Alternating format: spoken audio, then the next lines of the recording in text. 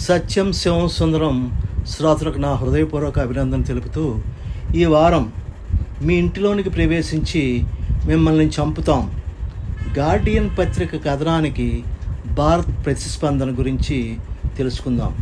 నా వీడియోలు లక్షలాది మంది చూస్తున్నారు, కానీ సబ్స్క్రైబ్ చేయడం లేదు. తెలుసో తెలియకో వారు అలా చేస్తున్నారు. దయచేసి నా వీడియోలను సబ్స్క్రైబ్ చేయండి. నాకు మరింత ఉత్సాహాన్ని ఇచ్చి మరిన్ని వీడియోలు చేసేటువంటి అవకాశాన్ని ఇవ్వమని కోరుకుంటున్నాను. 2024 ఏప్రిల్ నెల 4వ తేదీన గార్డియన్ పత్రిక భారత ప్రభుత్వం అంటే రీసెర్చ్ అండ్ అనాలిసిస్ వింగ్ 2020 నుంచి 20 మందిని టెర్రరిస్టును హత్య చేయడం జరిగిందని, ఇందులో వారికి ప్రత్యక్ష ప్రమేయం ఉందని అన్నారు. 2023 నుండి ఖలిస్తాన్ వేరపోవాటులు కూడా హత్యకు గురి కాబడుతున్నారని, దీనికి కారణం ఏజెంట్స్ కొన్ని కోట్ల రూపాయలు ఖర్చు చేయడమని అన్నారు. భారతదేశం ఈ హత్యలకు ఇజ్రాయెల్కి చెందినటువంటి మొసాద్ను, రష్యా యొక్క KGBని ఆదర్శంగా చేసుకుని ఈ హత్యాకాండ చేస్తున్నారని ఆరోపించింది. ఈ సందర్భంగా గార్డియన్ అనేక డాక్యుమెంట్స్ను కూడా సాక్ష్యంగా సేకరించింది.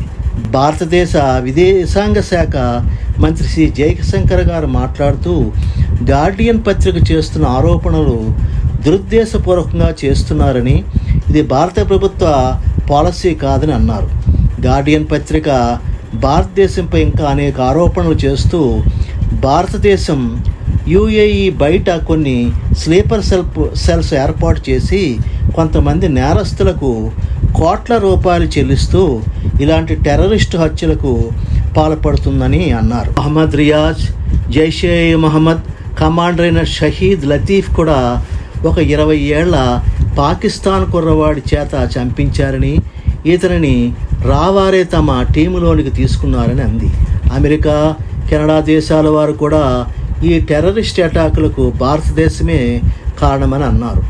భారతదేశం ఈ ఆరోపణలు వచ్చిన ప్రతిసారి ఖండిస్తూనే ఉంది.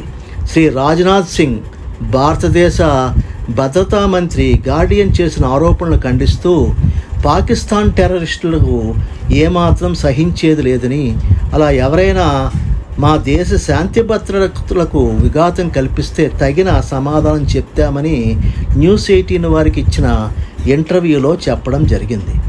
భారతదేశం ఎల్లప్పుడూ తమ పొరుగు దేశాలతో స్నేహ సంబంధాలనే కోరుతూ ఉన్నారని, దీనికి వ్యతిరేకంగా పాకిస్తాన్ తీవ్రవాదులు నడిచినట్లయితే మేము పాకిస్తాన్కి కూడా ప్రవేశించగలమని తెగేసి చెప్పారు. ఇంతకు ముందే శ్రీ నరేంద్ర మోడీ, మన ప్రధానమంత్రి గారు వారి ఇంట్లోనికి ప్రవేశించి వారిని చంపుతామని పాకిస్తానీ టెర్రరిస్టుల గురించి అన్నారు. శ్రీ మోడీ గారు అన్న మాటలను రాజ్నాథ్ సింగ్ గారు బలపరుస్తూ, మోడీ గారు చెప్పినది సత్యం. భారతదేశం ఎల్లప్పుడూ ఏ దేశం మీద దండెత్తలేదు, కానీ మమ్మల్ని లక్ష్యంగా పనిచేస్తున్నటువంటి మరియు టెర్రరిజం చేస్తున్న వారిని ఎప్పుడూ వదిలిపెట్టే పని లేదని అన్నారు. ఇక గార్డియన్ విషయానికి వస్తే, భారతదేశం 20 మంది పాకిస్తానీ టెర్రరిస్టులు, ముఖ్యంగా అందరికీ తెలిసిన వారైన జహీద్ ఆకున్, షాహిద్ లఫీఫ్, బషీర్ అహ్మద్ పీర్ మరియు సలీం రెహమాన్ వంటి ముఖ్యులైనటువంటి వారిని మట్టుబెట్టిందని ఆరోపించారు.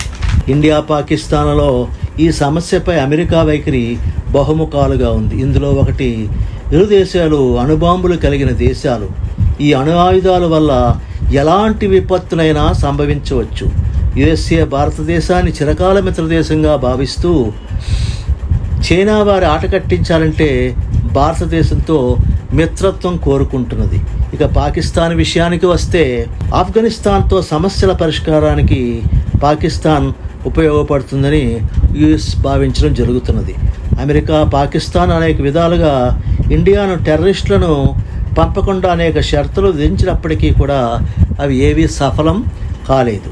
2019లో పుల్వామా సంఘటన తర్వాత అమెరికా టెర్రరిజంను ఖండిస్తూ, భారతదేశం ఈ టెర్రరిజంను ఎదుర్కొనడంలో సహకారం అందిస్తామని ప్రకటించారు.